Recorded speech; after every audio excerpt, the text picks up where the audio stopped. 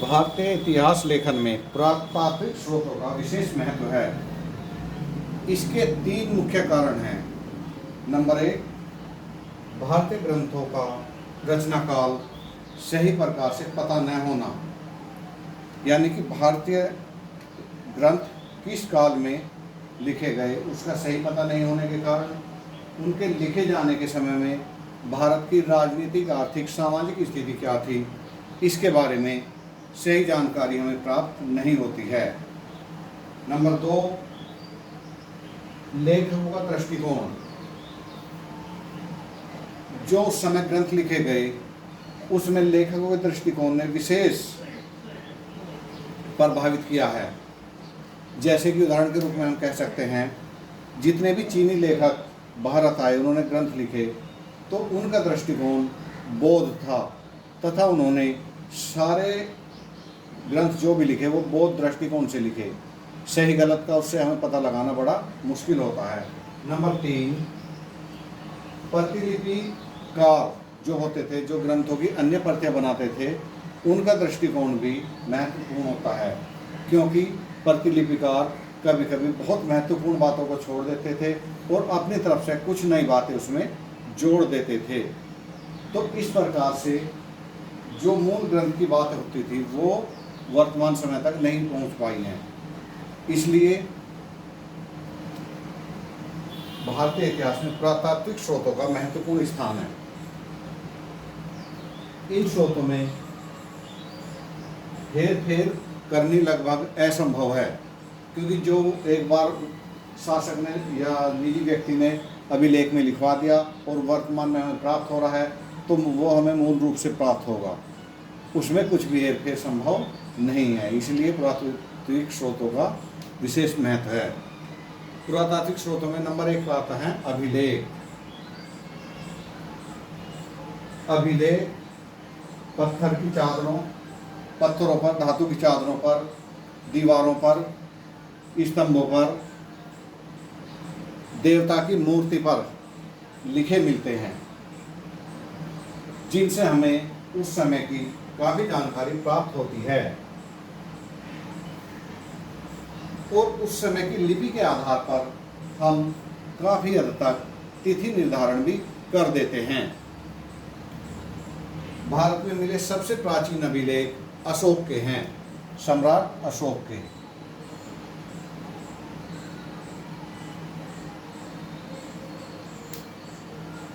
अशोक के लेखों में केवल गुजरात और मास्की जो निजाम के राज्य में और मध्य प्रदेश में पाए गए हैं वहां से अशोक नाम मिलता है, नहीं तो उसके अभिलेखों में उसे देवनाम प्रिय यानी कि देवताओं का प्रिय और प्रिय दर्शनी के नाम से पुकारा गया है।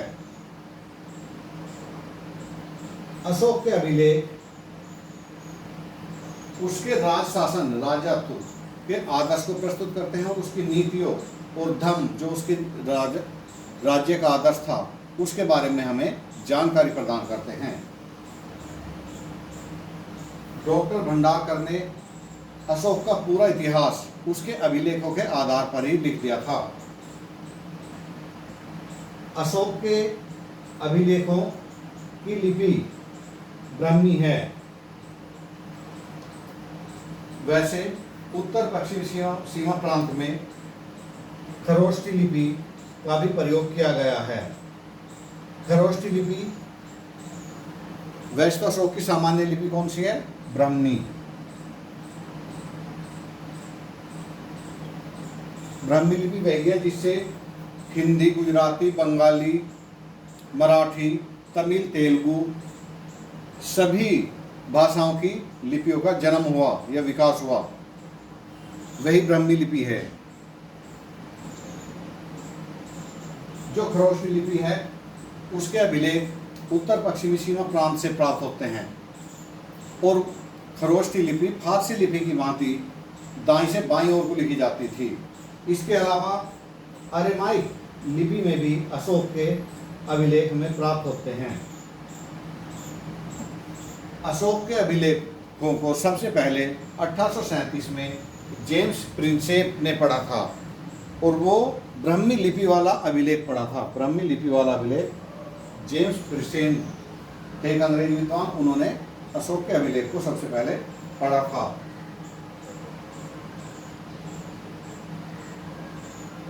अशोक ऐसा सम्राट था जो अपनी सभी नीतियां अभिलेखों के द्वारा जनता तक पहुंचाता था। अशोक के अभिलेखों को अशोक वाले पाठ में, अध्याय में हम विस्तार से बताएंगे। फिलहाल यहाँ जो टॉपिक चल रहा है उसी पर बात करेंगे। अशोक के बाद के अभिलेखों को हम दो वर्गों में बांट सकते हैं। अशोक के बाद के जो अभिलेख हैं उन्हें दो वर्गों में बांट सकते हैं। नंबर 1 सरकारी अभिलेख,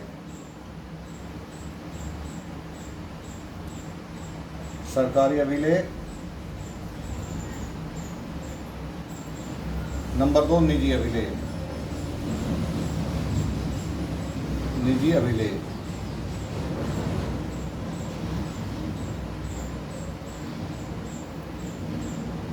सरकारी अभिलेखों में राजकवियों की लिखी हुई प्रशस्तियां हैं या भूमि अनुदान पत्र हैं। जो प्रशस्तियां होती है, प्रशस्ति का अर्थ होता है राजा की प्रशंसा में लिखे गए प्रशस्तियों का सबसे अच्छा उदाहरण है समुद्रगुप्त का प्रयाग अभिलेख, जो अशोक स्तंभ पर लिखा गया है। इस प्रशस्ति में समुद्रगुप्त की विजयों और नीतियों का पूरा विवेचन मिलता है।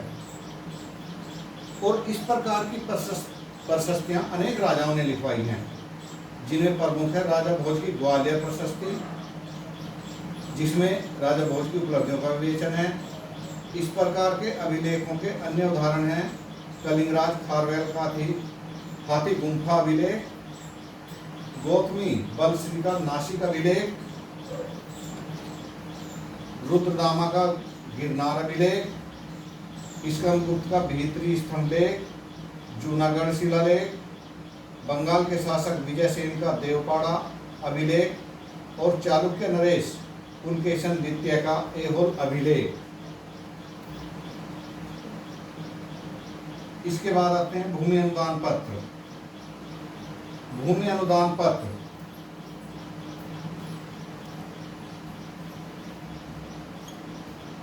भूमि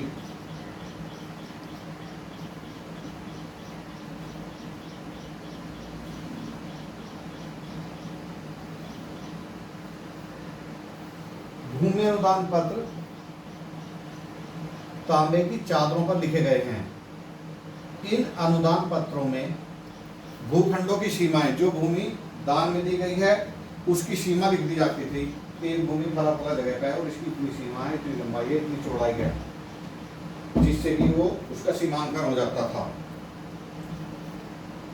इसके अलावा जिस अवसर पर वो भूमि दान दी जाती थी उसके बारे में उसमें उल्लेख होता था, और भूमिखंड जिन लोगों को दिया गया उनके बारे में लिखा जाता था। इसके अलावा उनमें जो शासक भूमि अनुदान देता था उसकी उपलब्धियों का भी वर्णन उसमें लिख दिया जाता था। परंतु इसमें भी एक समस्या है, इन प्रशस्तियों और अनुदान पत्रों में राजकवियों ने अतिशयोक्ति भी की है, यानी कि राजा के बारे में बढ़ा चढ़ा के लिख दिया है। इसीलिए उनके वर्णन को पूरी तरह सत्य नहीं मान लेना चाहिए।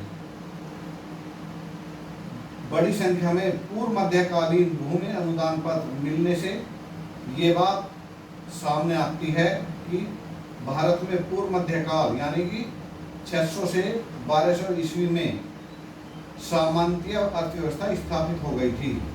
भूमि अनुदान का ये परिणाम होता है कि सामंतीय व्यवस्था को जन्म देता है और उसका विकास करता है। जो अभिलेख चट्टानों या स्तंभों पर खुदे हैं उनके प्राप्ति स्थानों से उस शासक के राज्य की सीमाओं का भी अनुमान लगाया जाता है। यानी कि कोई भी राजा अगर अपनी भूमि शिलालेख, स्तंभलेख या कुछ भी कराएगा तो अपनी सीमा के अंतर्गत कराएगा, उसके बाहर नहीं करा सकता, तो उससे राजा की सीमा का हमें पता लग जाता है। जैसे कि अशोक के अभिलेखों के प्राप्ति स्थानों से उसके राज्य के विस्तार पर प्रकाश पड़ता है।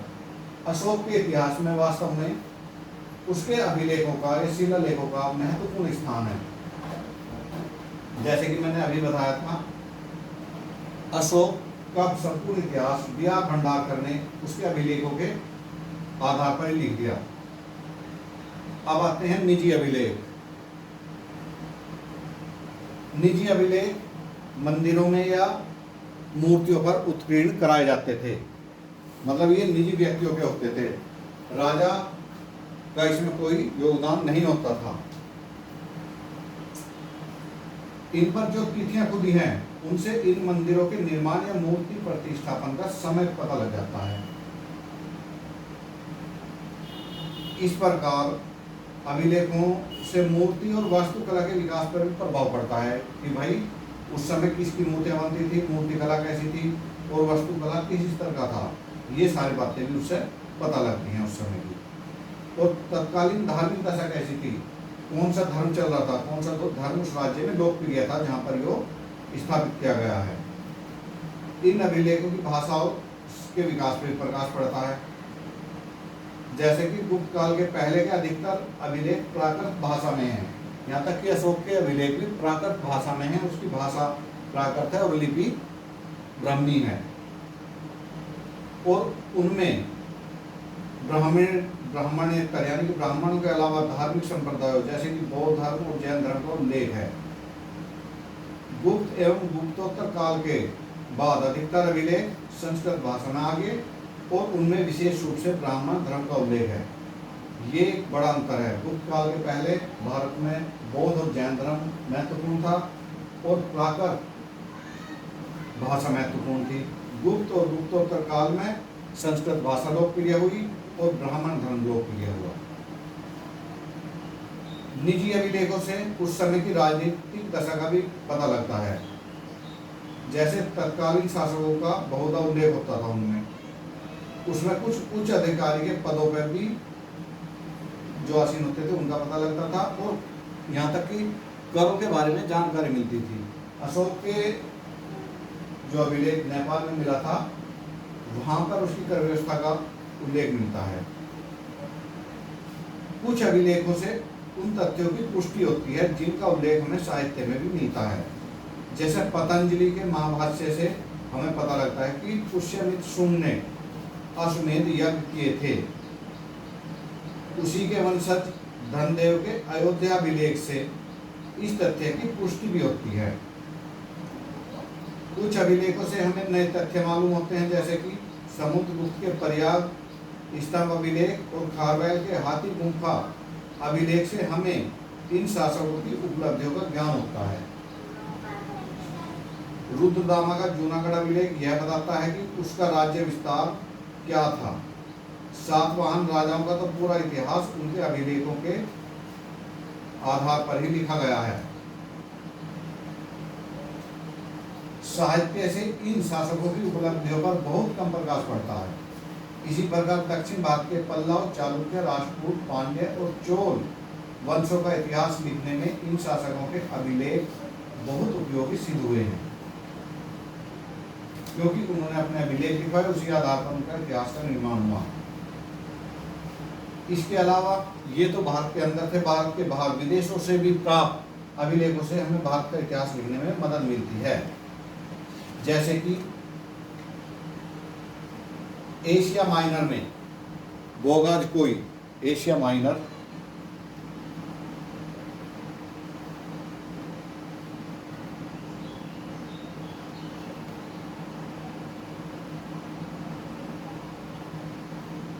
बोगाज कोई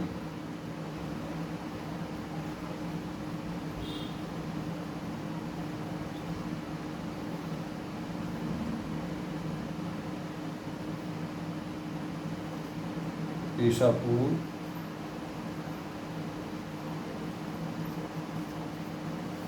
चौदह सौ का एक अभिलेख मिला है। अभिलेख ये संधि पत्र अभिलेख है। इसमें मित्र, वरुण, इंद्र और नासत्य जैसे वैदिक देवताओं के नाम दिए गए हैं कि यहाँ पर जो संधि हुई थी ये इसके गवाह हैं। इस तरह से कुछ लिखा हुआ है। इसमें ज्ञात होता है कि वैदिक आर्यों के वंशज एशिया माइनर में भी रहते थे। इसी प्रकार मिस्र के तेलु अल अमनो में मिट्टी की कुछ तख्तियाँ मिली हैं जिन पर बेबीलोनिया के कुछ शासकों के नाम खुदे हैं, जो नाम ईरान और भारत के आर्यों के शासकों के नामों जैसे हैं। पार्सिपोलिस और बेहिस्तून अभिलेखों से पता चलता है कि ईरानी सम्राट दारा प्रथम ने सिंधु नदी घाटी पर अधिकार कर लिया था। पार्सिपोलिस और बेहिस्तून अभिलेखों से जो ईरान के शासक दारा प्रथम के थे, उनसे हमें सिंधु घाटी पर उसके अधिकार के बारे में जानकारी मिलती है। ये महत्वपूर्ण बात है। प्राचीन भारत का राजनीतिक इतिहास लिखने में भारत और विदेशी अभिलेख काफी उपयोगी सिद्ध हुए हैं। प्राचीन भारत की सामाजिक, आर्थिक, धार्मिक दशा का अध्ययन करने के लिए भी साहित्यिक साक्ष्य उपलब्ध हैं। उनकी पुष्टि अभिलेखों से हुई है, इसलिए अभिलेख बहुत महत्व रखते हैं।